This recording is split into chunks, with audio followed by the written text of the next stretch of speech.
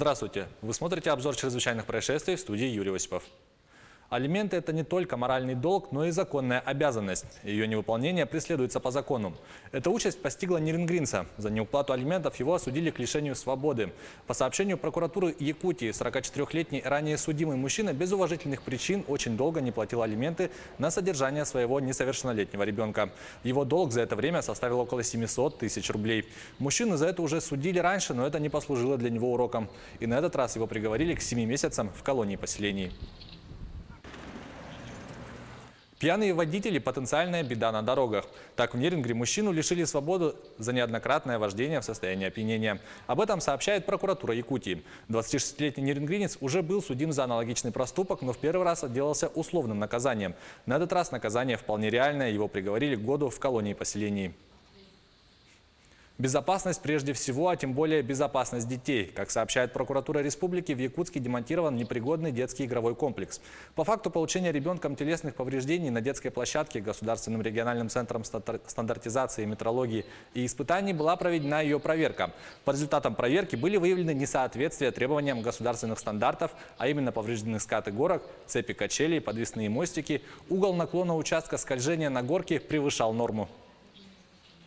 Поскольку руководитель управы округа допустила эксплуатацию детских площадок с нарушениями требований стандартов оборудования и покрытия детских игровых площадок, прокуратура города возбудила в отношении должностного лица дело об административном правонарушении, предусмотренном частью 1 статьи 19.19 Кодекса Российской Федерации об административных правонарушениях.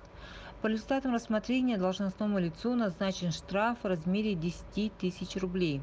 По представлению прокуратуры, качели, горка и карусель на площадке по улице Каландрашвили, дом 8, демонтированы ввиду непригодности к эксплуатации.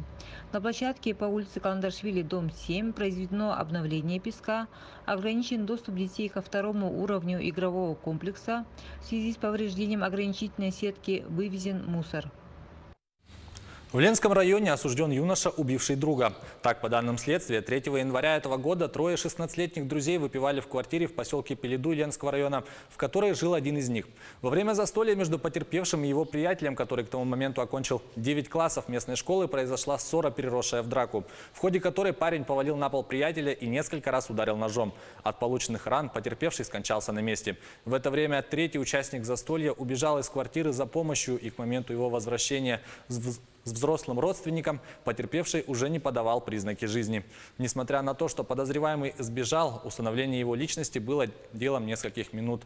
Через несколько дней, 7 января, его заключили под стражу на время следствия.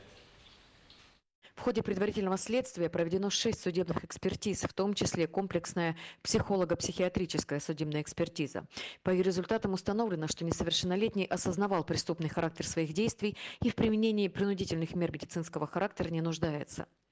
Следствием в адрес органов системы профилактики и правонарушений внесено представление о недостаточно эффективном контроле за несовершеннолетними, что повлекло отсутствие родительского контроля, факт распития спиртных напитков и совершение особо тяжкого преступления. Приговором суда обвиняемый признан виновным в совершении убийства. Ему назначено наказание в виде лишения свободы сроком на 6 лет и 6 месяцев с отбыванием наказания в воспитательной колонии. Приговор суда не вступил в законную силу. В эфире была рубрика «Чрезвычайные происшествия». Берегите себя.